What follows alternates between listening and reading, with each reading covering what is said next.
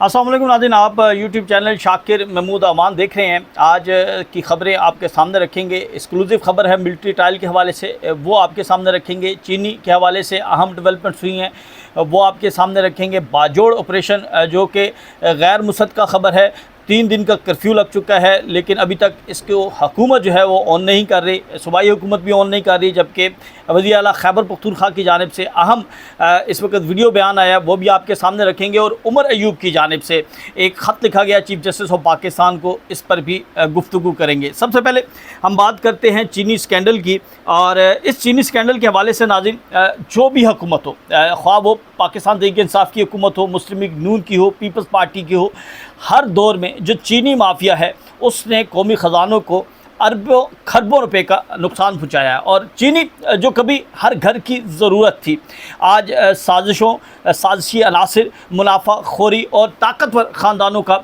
हथियार बन चुकी है। 2024 से 2025 तक 67 शुगर मिल ने चीनी एक्सपोर्ट करके 1 खरब 11 अरब 97 करोड़ रुपये नाज़रीन कमाए हैं। और सिर्फ 2 शुगर मिल जो जहांगीर तरीन की मलकियत हैं, इन्होंने 15 अरब रुपए का चीनी जो है वो बाहर भेजी। और इसी तरह रमज़ान शुगर मिल जो कि वज़ीर आज़म पाकिस्तान शहबाज शरीफ के बेटों की मिल्स है, इसने 2 अरब 41 करोड़ का मुनाफा जो है वो कमाया। और ये सब उस वक्त हुआ जब मुल्क के अंदर चीनी की शदीद किल्लत पैदा की गई, मार्केट से चीनी गायब हुई, कीमतें 220 रुपये फ़ी किलो तक जा पहुंची हैं। और फिर वही गिरोह जिन्होंने चीनी बाहर भेजी, इंपोर्ट की इजाज़त लेकर दोबारा मुनाफा कमाने लग गए। ये सिर्फ मुनाफा नहीं बल्कि लूट मार थी। जहांगीर तरीन हो या शरीफ ख़ानदान, ताकत और इक़्तिदार ने एक बार फिर अवामी मफाद को रौंद कर जो है वो रख दिया है। क्या कोई पूछेगा कि मुल्क में चीनी क्यों कम हुई?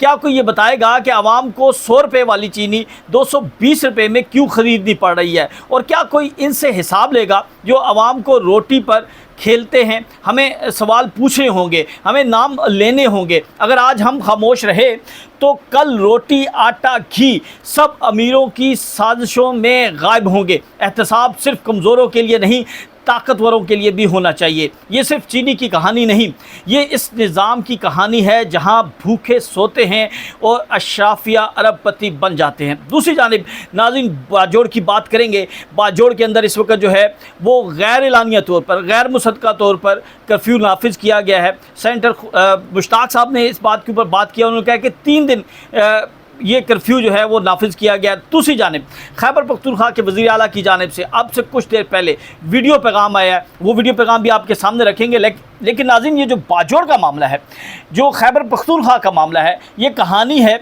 इस ज़मीन की जो हर बार कुर्बानी देती है, जहाँ हर ऑपरेशन के बाद अमन का वादा किया जाता है, लेकिन नतीजा सिर्फ लाशें, आंसू और खामोश कब्रें होती हैं। आज बाजोड़ में 22वां मिलिट्री ऑपरेशन, जिसका नाम सरबकफ के नाम रखा गया है, ये शुरू कर दिया गया है। मगर क्या हम सब बेखबर हैं या बेबस हैं?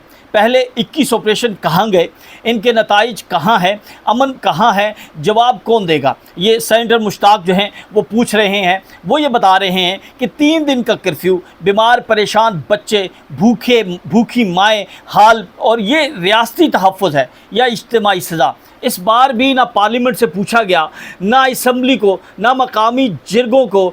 फ़ैसला सिर्फ बंदूक पर किया जा रहा है। क्या खैबर पख्तूनख्वा की आवाम सिर्फ तजर्बा गाहें हैं जहां अमन के नाम पर जंगें आजमाई जाती हैं? क्या दहशतगर्दी का हल सिर्फ गोली है, या एक बार फिर ताकत से आवाज़ों को दबाने की कोशिश की जा रही है? हमारी गुजारिश नहीं, ये मुतालबा है। सेनेटर मुश्ताक ये कहते हैं कि खैबर पख्तूनख्वा की सियासी क़यादत, अमायदीन, जिरगे और अवामी नुमाइंदे सड़कों पर आएँ, मज़ाहमत करें और ये बताएं कि अब खामोशी नहीं होगी। और अगर आज आवाज़ ना उठाई तो फिर कल यही ज़मीन, यही लोग और यही सवाल दोबारा ज़िंदा होंगे, मगर कब्रों में।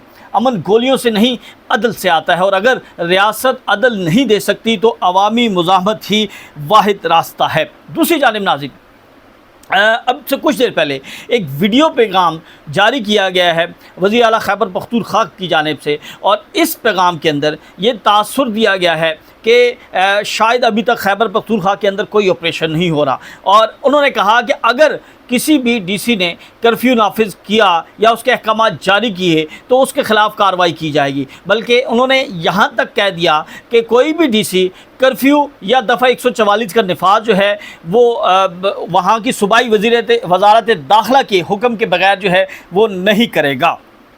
नाज़रीन, आज जो है वो एक बड़ा अहम ख़त जो है कायदे हिज़्ब इख्तिलाफ यानी अपोजिशन लीडर की जानिब से चीफ जस्टिस ऑफ पाकिस्तान को लिखा गया है। इस ख़त के अंदर ये कहा गया है कि इंसाफ की फराहमी जो है वो सबसे अहम है, इंसाफ के तकाज़ों को पूरा करना चाहिए। उमर अयूब का ये कहना है कि 9 मई के मुकदमात इंसाफ की बजाय सियासी इंतकाम का शिकार हो रहे हैं। अदालती कार्रवाइयाँ बदनीयती, जल्दबाजी और दबाव के तहत की जा रही हैं। मुल्क में आइन और आलमी कवानीन पामाल हो रहे हैं। झूठे मुकदमात, ज़बरदस्ती एतराफ़ और सियासी इंतकाम की फ़िज़ा अदलिया की साख को तबाह कर रही है। अदलिया को जुल्म के ख़िलाफ़ ढाल बनना होगा, इंसाफ नज़र आना चाहिए। जबकि अपोजिशन लीडर कौमी असम्बली ने चीफ जस्टिस को ये कहा है कि 6 नकाती इस्लाहाती इक़दामात पर फौरी अमल करना होगा। मौजूदा अदालती निज़ाम जो है, अदालती तर्ज़ अमल पाकिस्तान के जमहूरी निज़ाम के लिए ख़तरा बन चुका है। 9 मई के मुकदमात में इंसाफ का खून हो रहा है। इंसदाद दहशतगर्दी अदालत रात गए कार्रवाइयाँ मुनसिफाना ट्रायल की नफ़ी हैं। मुल्ज़िमान के वकीलों को सफाई के हक़ से महरूम करना आइनी खिलाफ वर्जी है। जबकि मीडिया को मुकदमा तक रसाई न देना शफाफियत के तकाज़ों की भी खिलाफ वर्जी है। और अदलिया का काम जुल्म का हथियार नहीं बल्कि इंसाफ की बहाली है। पुलिस और प्रोसिक्यूशन की बेज़ाब्तियों की अदालती तहकीकात करवाई जाए। सियासी वाबस्तियों से कतई नज़र तमाम शहरियों के हकूक़ तहफ़्फ़ुज़ नागुज़ीर हो चुके हैं और अदालती तारीख़ के कटहरे में हैं। फ़ैसला कौम की आंखों के सामने होगा। ये ख़त जो है वो बड़ा तफसीली ख़त लिखा है उमर अयूब ने चीफ जस्टिस ऑफ पाकिस्तान को, जिसमें ये मुतालबा किया गया है कि फ्री एंड फेयर ट्रायल का मौका दिया जाए, कानून के तकाज़ों के मुताबिक हो। रात गए ट्रायल जो जारी हैं वो इंसाफ के कत्ल के मुतरादिफ हैं। नाज़रीन, मिलिट्री कोर्ट्स के हवाले से बड़ी अहम खबर है। लाहौर हाई कोर्ट में 2 दरखास्तें जो हैं वो दायर हुई हैं और इस पर अब आज समाअत होगी।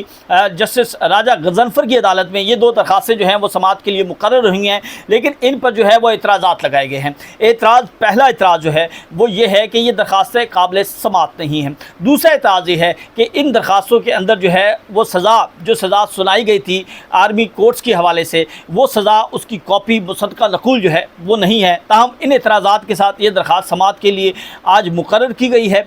और इस दरखास्त के अंदर ये 2 दरखास्तें हैं। एक तो ब्रिगेडियर जावेद अकरम हैं, उन्होंने ये दरखास्त दायर किया, और दूसरा अज़म जुनैद हैं, ये नौजवान हैं, इनके वालिद की जानिब से एडवोकेट जुनैद अहमद साहब की जानिब से जो है ये दरखास्त दायर की गई है।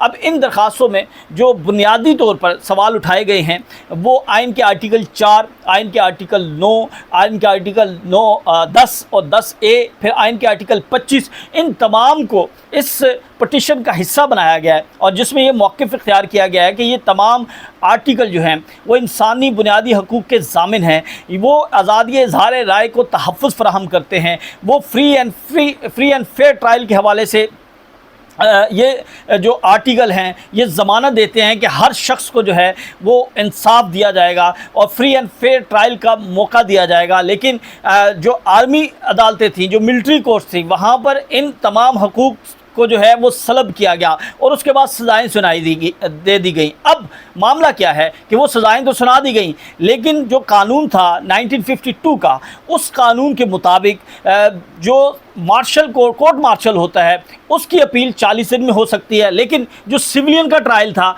यहाँ पर कानून खामोश था। तो यहाँ पर सुप्रीम कोर्ट ऑफ पाकिस्तान ने जब अपना फ़ैसला दिया, इस ट्रायल को दुरुस्त करार दिया, तो ये कहा कि यहाँ पर ये जो एम्बिग्विटी है, ये जो इबहम है, इसको ख़त्म करने के लिए तरमीम की जाएगी और 45 दिन के अंदर अंदर ये हुकूमत को हुक्म दिया गया था कि तरमीम की जाए और उसके बाद ये ट्रायल अपील के लिए जा सकता है। लेकिन आज तक ना तो मिलिट्री ट्रायल के फ़ैसले आए, ना ही वो तरमीम हुई, ना ही मौका दिया गया और ना ही आज तक दरखास्तें जो हैं वो हाई कोर्ट में समाअत के लिए मुकर्रर हो सकी। ये पहला मौका है जब ये दरखास्तें समाअत के लिए मुकर्रर हो रही हैं, लेकिन इनमें ये 2 एतराज़ात लगाए गए हैं। ये 2 एतराज़ात कैसे दूर होंगे?